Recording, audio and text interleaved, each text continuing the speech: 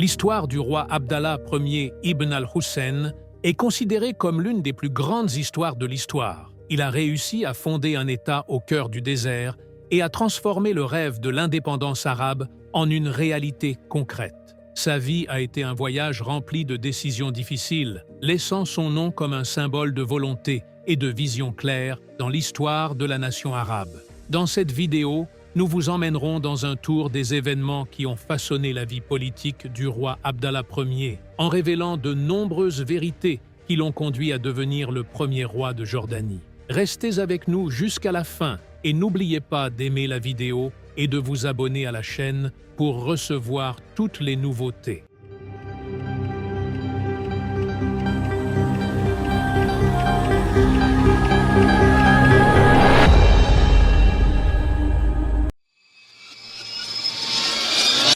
Le roi Abdallah Ier Ibn al-Hussein est né à la Mecque le 2 février 1882 et a grandi au sein d'une famille hachémite dont la lignée remonte au prophète Mohammed, ce qui lui a conféré dès son plus jeune âge un caractère marqué par le sens des responsabilités. Il a également grandi sous la protection de son père, le shérif Hussein Ibn Ali, émir de la Mecque et gardien des 2 saintes mosquées, une personnalité éminente dans le monde islamique. Abdallah a bénéficié de l'atmosphère savante et culturelle de la Mecque, imprégnée des traditions islamiques, et y a appris le Saint-Coran qu'il a mémorisé. Sa grand-mère, la Sheikha Salha, qui a pris soin de son éducation après le décès de sa mère, veillait à lui enseigner les valeurs islamiques et les principes de la morale. À l'âge de 12 ans, il partit avec son père pour Istanbul, alors que l'Empire ottoman était à l'apogée de sa grandeur. Là, il intégra des écoles modernes, apprit la langue turque et étudia les sciences fondamentales ainsi que la politique.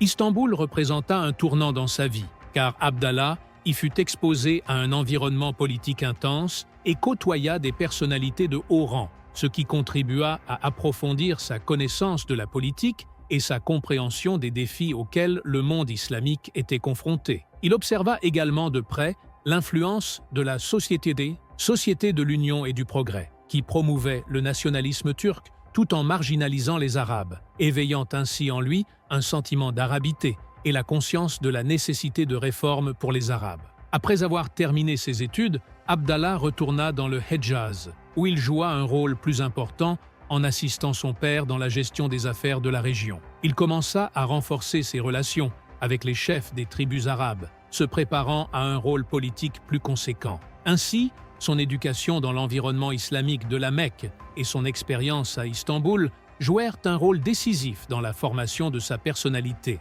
faisant de lui un leader qualifié pour diriger plus tard la Grande Révolution arabe, qui visait à libérer les Arabes de la domination ottomane.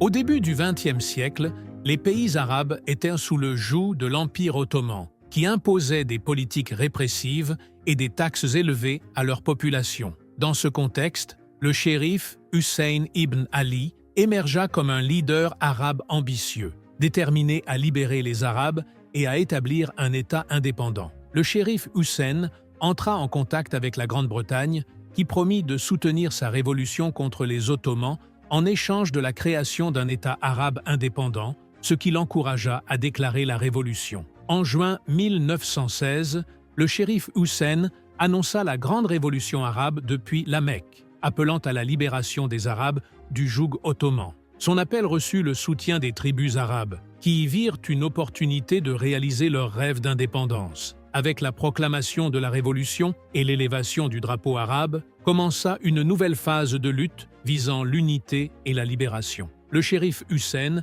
espérait obtenir le soutien militaire et logistique de la Grande-Bretagne, notamment après que le commissaire britannique MacMahon ait promis de soutenir l'indépendance arabe. Ces promesses servirent de moteur à la Révolution, renforçant la détermination des Arabes à poursuivre leur lutte contre les Ottomans. Le prince Abdallah ibn al-Hussein dirigea l'armée orientale de la Révolution et contribua à remporter des victoires importantes, comme la bataille de Taïf, qui constitua une étape essentielle vers l'indépendance. Le prince Abdallah se distingua par sa stratégie et sa perspicacité, consolidant sa position en tant que leader populaire soutenant le rêve de libération arabe. Après la défaite de l'Empire ottoman, Les Arabes espéraient la fidélité de la Grande-Bretagne à sa promesse d'indépendance. Cependant, les accords Sykes-Picot et la déclaration Balfour accentuèrent leur sentiment de frustration. Malgré cela, le prince Abdallah continua de s'efforcer d'obtenir une indépendance partielle, convaincu que la lutte des Arabes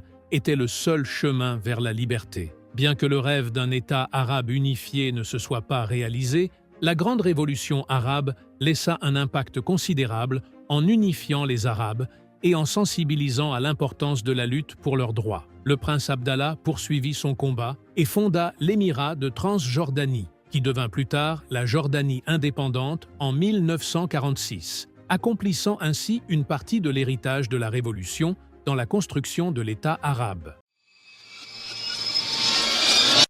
Il convient de noter qu'après la défaite des Ottomans et la chute de la plupart des territoires arabes sous le contrôle des puissances occidentales, et après que la Syrie eut été soumise à l'occupation française à la suite de la bataille de Maïsaloun en 1920, le prince Abdallah se tourna vers la Transjordanie, dont le sort n'était pas encore déterminé et qui était sous l'influence britannique. Là, le prince Abdallah vit une opportunité de raviver l'ambition de libération arabe, même de manière partielle. Le prince Abdallah arriva à la ville de Mahan en novembre 1920, où il fut accueilli chaleureusement par les habitants locaux et les chefs de tribus, qui plaçaient leurs espoirs en lui pour améliorer les conditions difficiles laissées par le règne ottoman et la présence britannique.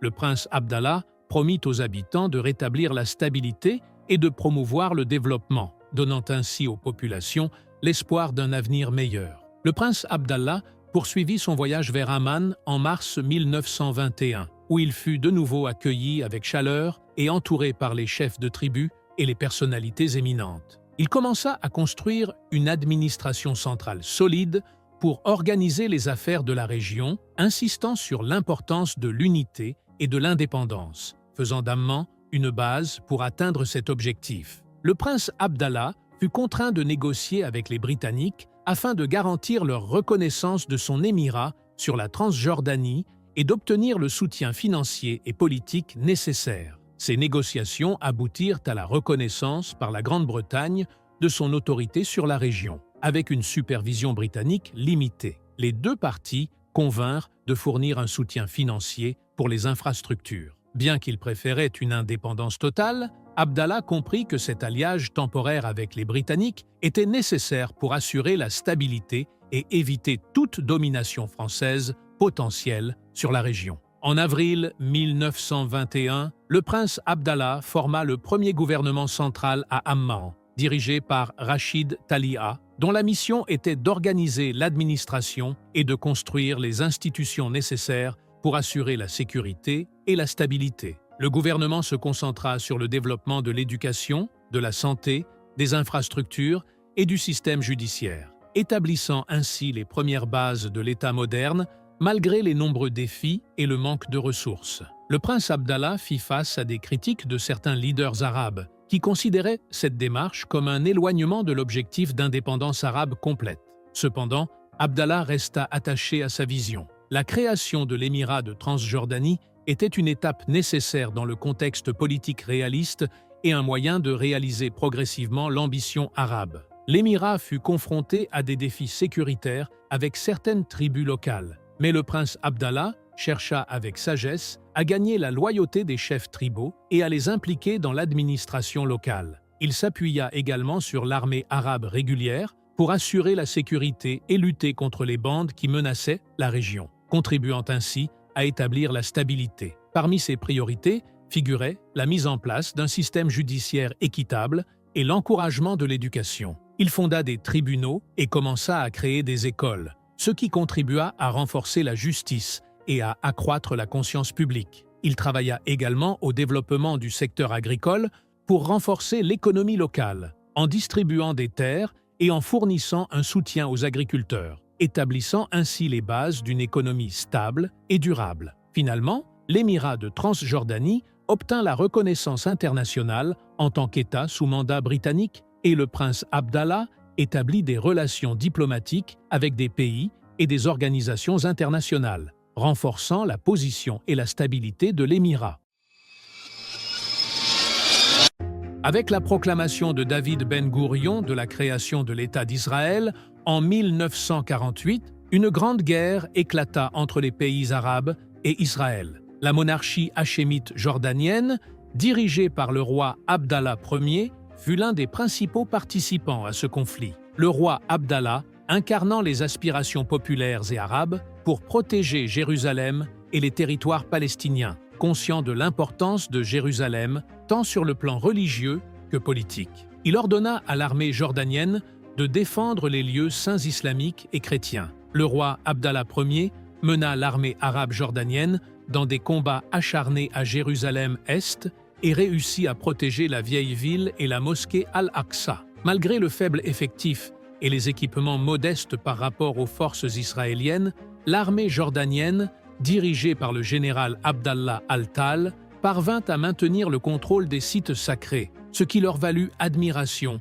et reconnaissance considérables. La bataille fut difficile et inégale, les approvisionnements étaient limités et les ressources rares. Cependant, l'armée jordanienne réussit à consolider sa présence à Jérusalem-Est, faisant de cette bataille un symbole de la résistance jordanienne, où les soldats démontrèrent courage et loyauté malgré des conditions très difficiles. Le roi Abdallah Ier adopta une approche pragmatique pour garantir la stabilité et protéger les intérêts jordaniens en Cisjordanie, conscient de la difficulté d'une libération militaire totale en raison du manque de moyens. Bien que cette approche n'ait pas satisfait tous les acteurs arabes, elle représentait une tentative de limiter l'influence israélienne dans la région tout en maintenant une présence jordanienne forte en Palestine. Cependant, des rumeurs circulèrent concernant des négociations non déclarées entre le roi Abdallah et certains dirigeants israéliens, visant à organiser une situation spéciale pour la Cisjordanie et à garantir l'influence jordanienne sur cette région. Ces nouvelles provoquèrent l'indignation des leaders arabes et des communautés palestiniennes, qui considéraient ces arrangements comme un recul par rapport à l'objectif de libération des terres palestiniennes. Bien que de nombreuses rumeurs n'aient pas été confirmées, elles suscitèrent un large débat sur les intentions du roi, augmentant le mécontentement populaire et prolongeant les discussions après la guerre. À la fin de la guerre, de nouvelles frontières de cessez-le-feu furent établies, connues sous le nom de ligne verte, avec la Jordanie intégrant la Cisjordanie et la ville de Jérusalem-Est, conformément à la demande des Palestiniens lors de la conférence d'Ariha, malgré les défis et les critiques de certains acteurs arabes.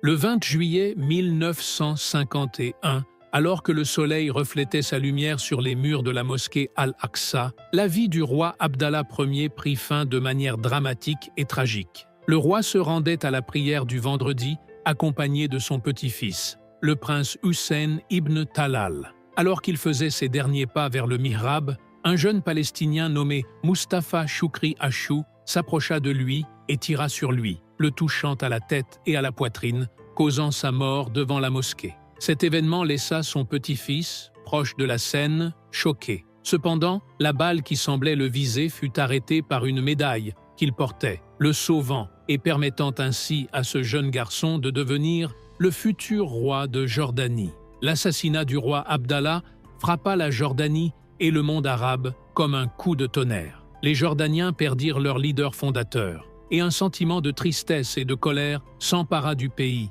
déclenchant des manifestations dénonçant l'assassinat. L'assassinat suscita de larges rumeurs sur ses véritables raisons. Certains considéraient que sa supposée relation avec des dirigeants israéliens en était la cause, des rumeurs circulant sur des réunions qu'il aurait tenues avec des personnalités israéliennes pour garantir l'influence jordanienne en Cisjordanie, ce qui provoqua le mécontentement des Palestiniens et de certains nationalistes arabes. D'autres pensaient que l'assassinat faisait partie d'une conspiration plus vaste, visant à déstabiliser la Jordanie et à faire échouer ses efforts de règlement politique. Quant à Mustafa Achou, le jeune Palestinien qui exécuta l'assassinat, il était ailleurs à Jérusalem, et l'on supposa que ses motivations étaient liées aux rumeurs circulant à propos du roi Abdallah. Après l'exécution de l'assassinat, il fut arrêté et condamné à mort. Toutefois, les questions sur les commanditaires de l'opération restèrent sans réponse claire,